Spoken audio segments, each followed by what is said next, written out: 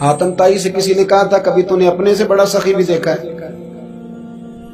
हातम ताई का नाम है ना आज तक सखावत में, अपने से बड़ा सखी भी देखा है? उसने कहा देखा है। कौन सा? कहने लगा मैंने एक दफा अपने सारे शहर की दावत पकाई तो मैं चेहरे पे नकाब ओढ़ के निकला कि पता करूं कोई आदमी रह तो नहीं गया। तो जब मैं जंगल में गया तो मैंने एक बाबे को लकड़ियां काटते देखा। सब लोग उस जमाने के जितने पढ़े लिखे शुआरा अदीब सब मैंने बुलाए, बाबा लकड़ियां काट रहा था। तवज्जो है मेरी बात पर? कहते मैं उसके करीब गया, चेहरे पे नकाब था। मैंने कहा बाबा जी आपको नहीं पता आज हातम ताई की दावत है? कहने लगा बेटे पता है। तो मैंने कहा जाना नहीं? तो कहते बाबे ने अजीब जवाब दिया। कहने लगा मुझे ना अपने हाथों की कमाई का चस्का लग गया। किसका चस्का? हाँ, आजकल चस्का ये है कि किसी को पार्टी कैसे डालनी है, कैसे मुफ्त की रोटी खानी है। किसका चस्का लग गया? अपने हाथों की। बोलिए। मेरे ना मदरसे में एक लायक बच्चा पढ़ता है, मालदार घराने का था। तो थोड़ी सी ना आपको पता है दौरान तालिब इल्मी हमें भी बड़े बहाने आते थे तो ये चीजें याद आती हैं, तो थोड़ा आगे पीछे होता था।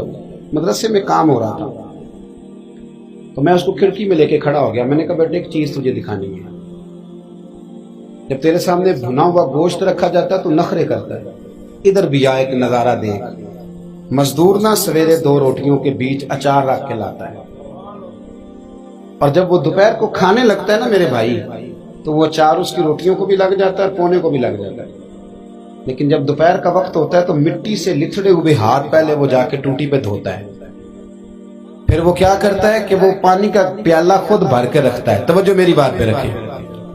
फिर वो जमीन पे बैठता है और जब वो पोना खोलता है ना, कभी उसे खाते हुए देखो, यूं महसूस होता है कि दुनिया की सारी नेमतें इसके सामने पड़ी हुई हैं।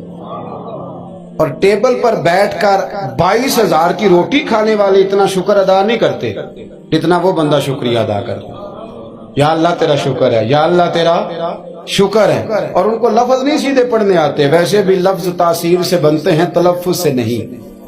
अहले दिल आज भी हैं अहले जुबान से आगे।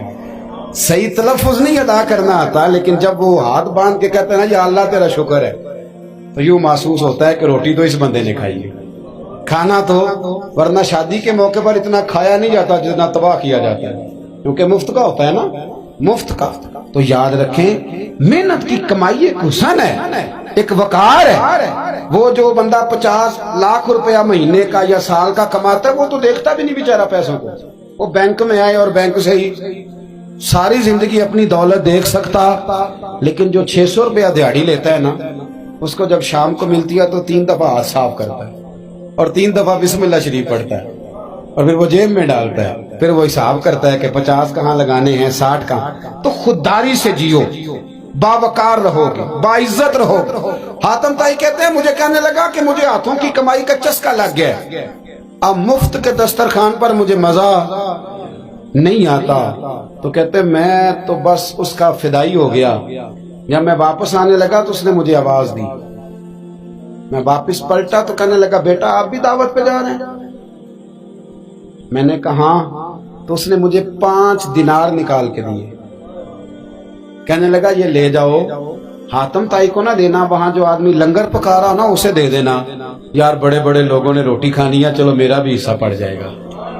तो हातम ताई कहते मैं घोड़े से गिर गया, चेहरे से कपड़ा उठाया और मैंने कहा बाबा मेरे सीने से लग, मैं तो अमीर हो के सखी हूं ना, तू गरीब हो के बड़ा सखी है। आज समझ आई है तेरी सखावत की।